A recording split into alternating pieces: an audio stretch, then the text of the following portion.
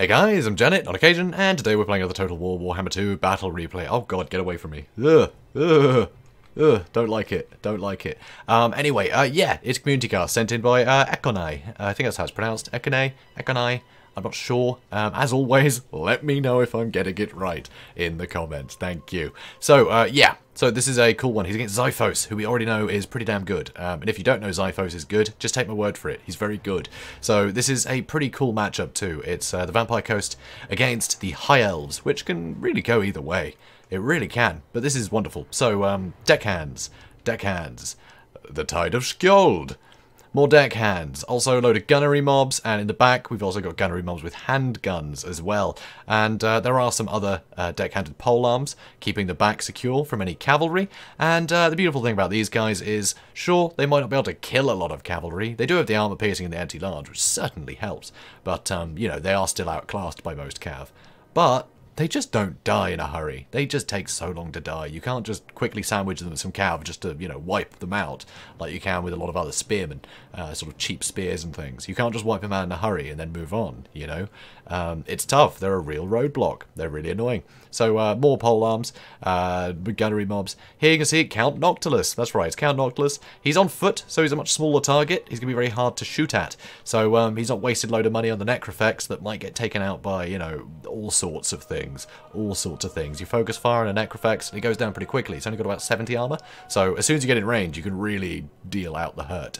Whereas on foot, he is super tanky. So he's got the Moon Dial, of course, the Wraith Storm, Arcane Conduit, he's got Invocation and Heck to heal up his guys, he's got the Drowned Dead to summon some more zombies. So with the Moon Dial and Drowned Dead, he can summon a ludicrous amount of zombies. He's also got some Mournguls here. He has the Night Terrors, which calls them Mournguls too. They do rampage, but their stats just so much better than regular Mournguls that I think it's quite a fun trade. Also, way over here, we've got Lamprey's Revenge. So don't see these guys often, but they do have the Speed of Lycos has been used on them, which is very cool as an item that this chap has. The Vampire Fleet Captain is going to make these guys invisible, which is cool. Very interesting. I think that's a really cool idea, especially a very deadly, scary unit like that. That, you know, if you focus it down early, you might be able to deal with it.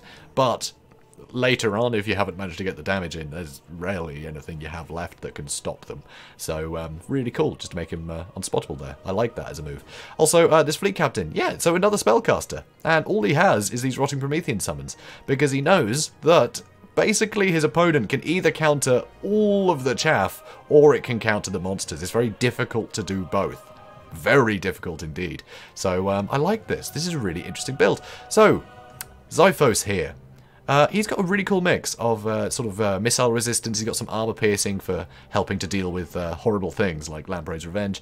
And he's got a load of archers back here too, along with a bolt thrower. He's led by Tyrion. Tyrion's very sturdy, very good duelist, so he's always nice to have around. Get a load of guns on him though, and he's going to hurt, just like anybody else, but still, very, very reliable. Also, a mage of high magic, so he's got Apotheosis, so he does some healing. And if we have a quick look, this you don't see often. He has Soul Quench. So he's got a very nice magic missile there, very good for sniping things out. So love to see that, rarely see it. He's also got the Book of Hoeth for increased power recharge rate. And the flanks, though, are where it's most interesting. He's got a load of Shadow Warriors. There's 2 Shadow Warriors on this side, and there's 2 Shadow Warriors on this side as well, which I really like. These guys are a really cool pick in this matchup because they can sneak up to things like carronades and things like that. You can take out a load of artillery really easily. There we go, I could words. And I think they're really good. They're really good in melee as well, so they can easily fight zombies in melee, which is really nice. And just all of those cheap, you know, volleys that can hit these guys. It's going to really hurt. It's going to whittle down the zombies very fast. So, speeding things up, you can see this gunnery mob already getting taken out, but it is using a lot of ammunition here. White Lions are starting to move in, and the Lamprey's Revenge, you know, invisible for a time, nothing's really been put in the way of them, so they're going to be able to just keep moving on. Over here, now this is pretty mad. See with the Mournguls in here, the Night Terrors, they are chewing through these White Lions, and it means the Fleet Captain is now fighting Tyrion, which doesn't seem like a great thing to be fighting, you know, for a Fleet Captain, but with Taunt on this guy, yeah, you can whittle down Tyrion pretty well. Noctilus is heading towards him too. More polearms are coming in to help clog this up, and some zombies have already been summoned on top of the Eclot Bolt Thrower, so that Bolt Thrower is already getting taken out, which is pretty crazy. But The sides are being trimmed, for sure. They are really being trimmed. Still a lot of very heavily armoured things here, though. Well, okay, not totally heavily armoured. Some just have missile resist rather than armour. You know, the Mongols. But still able to get rid of these white lions very quickly. You know, the spearmen are what you want on the Mongols, and you want the random trash to be fighting the white lions. But no. No, he hasn't been given that chance, and it means that this front line is buckling very quickly. A load of guns are in here. Spearmen have managed to get in, but right now Tyrion is in a bit of a problem spot here. He's fighting a lot. The Knight Tower is going to be knocking him around. It makes it very difficult for him to attack the target he wants to. He really wants to attack Noctilus, but he might not get the chance in there. So over here, white lions are pushing through, and the polearms, great roadblock. They're going to just sit here for ages fighting these white lions, and the white lions don't actually have the best melee defense for a high elf unit, especially one that expensive. So they might get the odd hit in with the armor piercing. Yeah, those white lions could suffer a bit. So load of volleys coming in from the Shadow Warriors. They're going to be moving up more. And the mage is trying to get into these guns to stop them from firing. Over here, though, Taunt has been used on Tyrion. Oh, it's just worn off. But that's melee defense goes down, his armor goes down. It's very tough. So he is suffering horribly in there. Tyrion is really stuck. Really stuck. The bolt thrower just getting shut down. Lampro's Revenge, they ran off to deal with some archers. You know, they don't want to be fighting any of the stuff in here. They don't want to get focused down, so they're just going to go off on their own little adventure. They can come back later. Noctilus is no risk of dying, so you're kind of safe just to run off with things like that. Here, Wraithstorm getting some nice damage into that Mage of High Magic, which is very good, and Tyrion is running away, but he did manage to get out of that clump, so he can come back. He can come back. So, yeah, that's always something to worry about. Tyrion's never quite out. Never quite out until, you know, Star of Avalon and he gets properly shattered. So he is escaping, and he can still be a problem later. But the front line is absolute toast. He's got pirate gunnery mobs just chasing the archers. The archers, they can either stand and fight. Oh, it looks like that's actually happening, so they're just shooting each other. But the archers are worth more than a summoned unit gunnery mobs, so who really cares about the gunnery mobs here, right? It's just not worthwhile. And those guns, they don't have AP, but 15 armor and archers, they're going to take a lot of hurt. So that's not great over there. Over here, Shadow Warriors, you know, they're still going strong. Over on this side, though, not so much. The Mongols have got into them. They've got into the cookie jar, and the cookies are all dead. Yeah, it makes my metaphors there a bit. Anyway, it's not good. It's not good for the Shadow Warriors on this side. Mongols still super healthy. Night Terror is still pretty damn healthy at 11 models. And more Rotting Prometheans have been summoned. So it's just a ton of armor. There's nothing to deal with that apart from the White Lions, really. But these guys have armor piercing themselves, so they're going to do a ton of damage to the White Lions in kind, if they want to. Over here, Lampro's Revenge are coming in from the other way.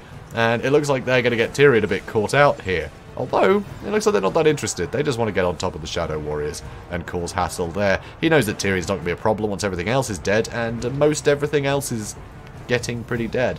Over on this side, you know, Mongols, they're going to the next unit of Shadow Warriors, and yeah, they're great in melee. They can't fight Mongols. That's a bit of a stretch. So here, another Wraithstorm, getting some really sizable damage into Tyrion.